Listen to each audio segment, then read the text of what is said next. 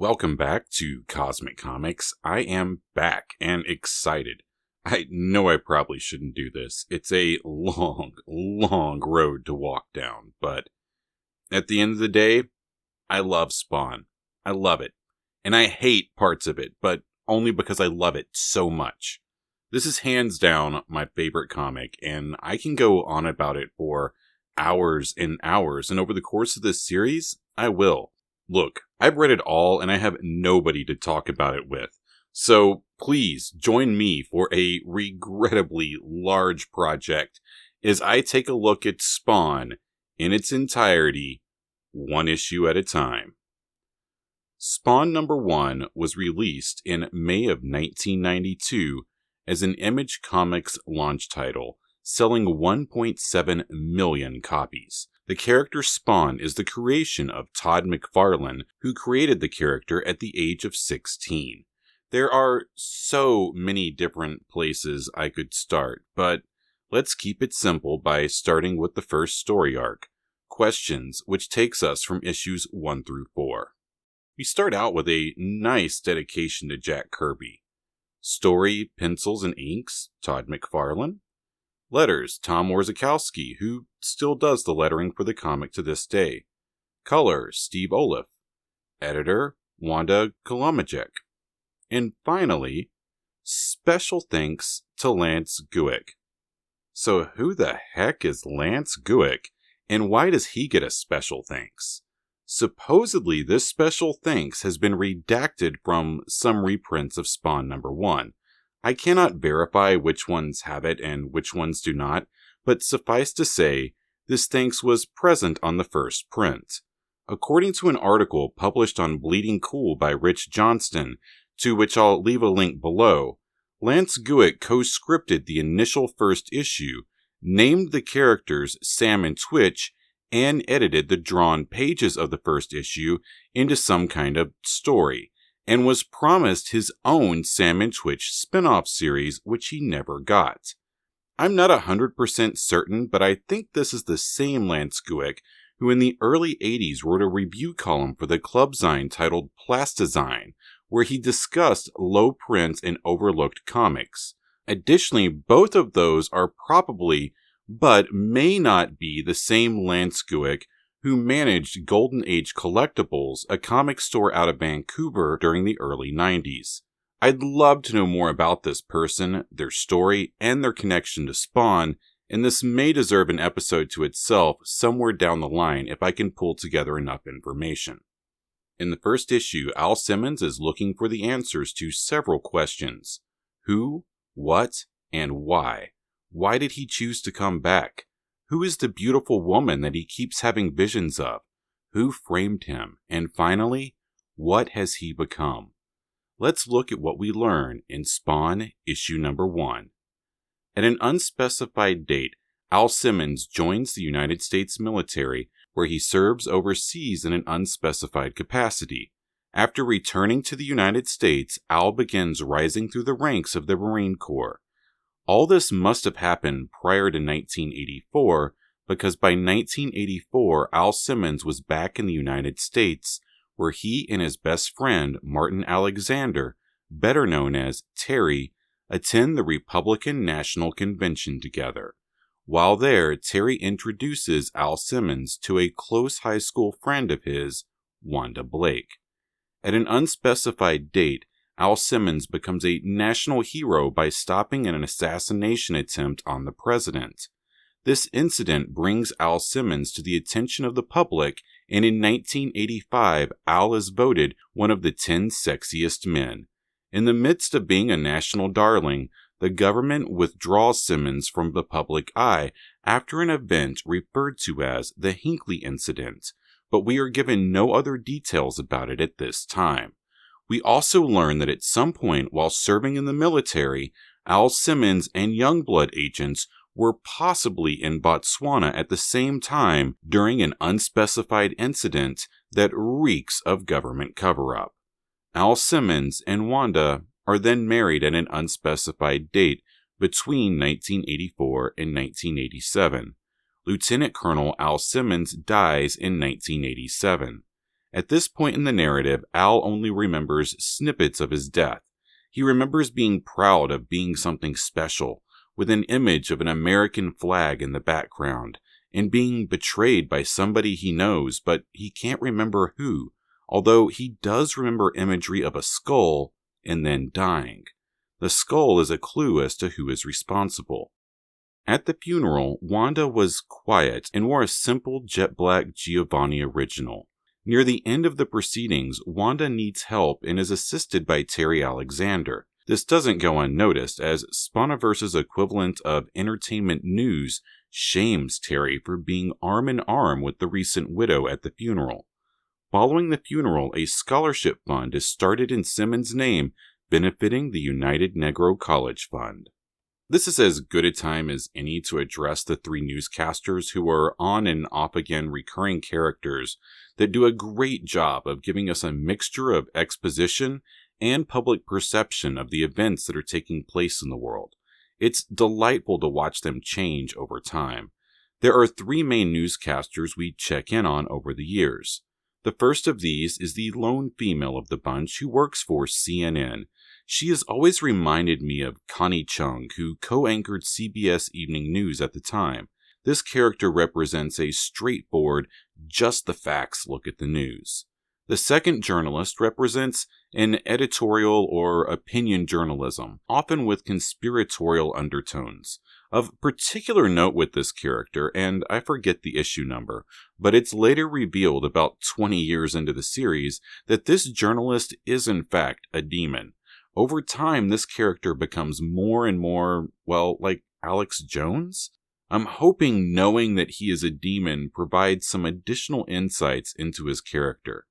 The final journalist represents traditional entertainment news.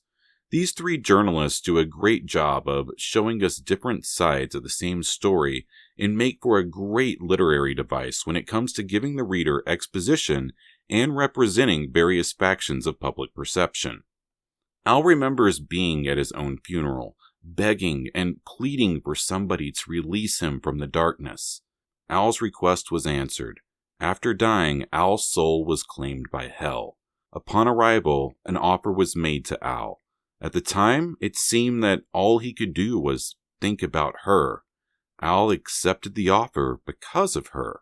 As part of the deal, Al was required to make a promise which Malebolge accepted. It is unclear if Al was forced into this scenario or not.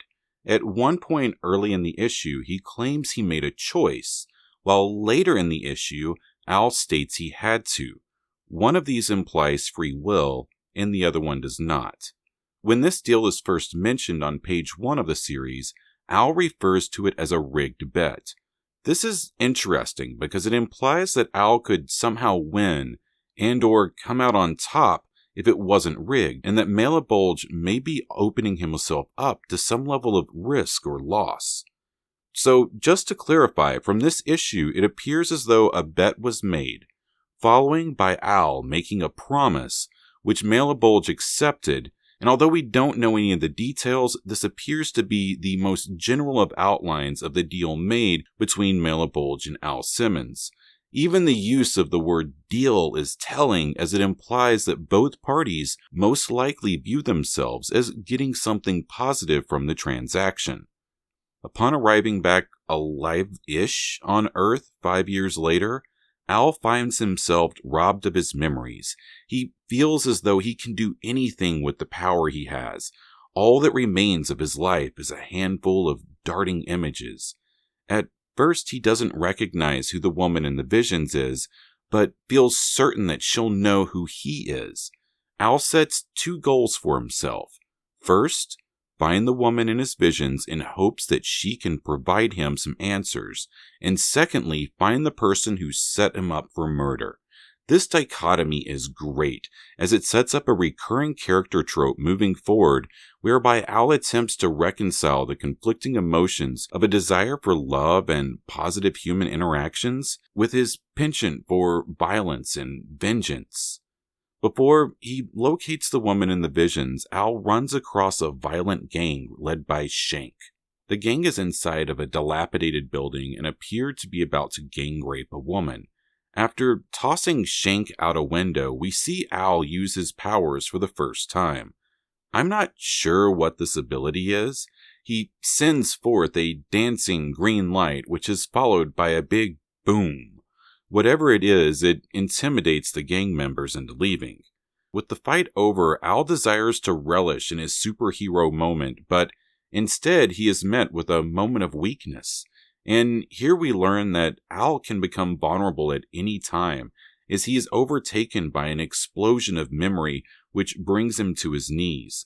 Again, the beautiful woman appears in his visions, but Al doesn't sort out his relation to her until he envisions her grieving by his graveside. From this vision, Al discerns that the woman must have been his wife. This makes Al regret pretending to be a superhero, and he feels guilty about giving in to his mercenary instincts too quickly. He blames his actions on wearing a costume. As he's making this realization, we see Al wandering into a dirty alley. The alleyways of New York, and one alley in particular, will become a regular setting in the series. Off the streets and in the darkness, Al realizes the only thing he can feel is the costume, and he begins pulling it off. What we see underneath is that his skin appears leprous and scarred. He kind of looks like a burn victim. I have always loved how Todd handles this reveal, as it definitely leaves me wanting more. I want to see what the proverbial monster looks like, but Todd holds back, leaving Al's face in the shadow. Do spawns cry? This one does. The condition of his skin, coupled with Al's complete lack of understanding of what he is or has become, causes Al to cry, and tears stream down his cheeks. This is a great moment which allows the reader to sympathize with Al. He knows 5 years have passed. He just realized the woman in his head is his widowed wife.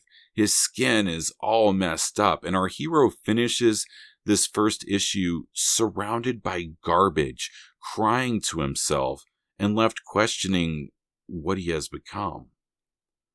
We get one more angle in this issue. This issue introduces us to Sam and Twitch. These NYPD homicide detectives are investigating the death of hitman Carlo Giamatti, who was tossed through a 44th story window. The victim was dead prior to being tossed out the window on account of his heart being removed and stuffed in his mouth. This is the third hitman to die within 48 hours and the 7th gangland murder this year. Neither Twitch nor Sam is complaining too much, but are concerned that the murderer could start taking out average citizens. The issue ends with Malebolge laughing that Al Simmons' problems have just begun. I think for a comic that came out in 1992, this first issue still holds up today. The art in the issue is fantastic. It does a great job of setting the mood and tone of the series. Individual characters are distinct, and I love that Todd knows enough to not show us too much. We never see much more than Wanda's face, the use of a skeleton to represent Chapel wearing his makeup, a single shot of Jason Wynn, taking off the character's mask but not showing us his face. Heck, we are 11 pages into the issue before we ever get a good look at the series' protagonist. Todd's ability to hold information back, to not show you all of his cards, is one of the strong points of the series as a whole. One can also not understate the importance of Todd McFarlane choosing to make his character vulnerable, both emotionally and physically. Most comics of that era, even most comics of today, are going to have the protagonist kicking ass and taking names right out of the gate. But the aftermath of Spawn playing the hero and using his powers for the first time leaves him on the ground making noises while the woman he saved holds him in her arms. I think any creator needs to be careful of making their characters too good at everything. See any number of critiques on YouTube about the two different versions of Disney's Mulan to get a good idea of what I'm talking about. Characters need room to grow, and with extremely powerful characters, that can be hard to manage. Somehow Todd has managed to pull it off now for decades. Finally, Image Comics was brand new when this came out, and was attempting to make a name for itself. One of the things that set them apart as a publisher was as independent artists and writers, they were no longer bound by the comics code of old. Image creators could be edgy, and we get to see some of that in the first issue. We see a gang of men ripping the clothes off a woman while exclaiming about wanting to see how loud she screams with her tongue cut out. We also get a very revealing nude silhouette of Wanda Blake. I'm going to wrap up each one of these episodes with a series of important quotes from the issue. Depending on the issue, sometimes this section of the video might be extremely short, while other times it might get quite lengthy, but many long-term fans of the series may find this portion of the video the most informative, and it'll provide viewers with an easy reference from which they can begin doing their own research. Thanks for watching. Cosmic Comics, I'm out.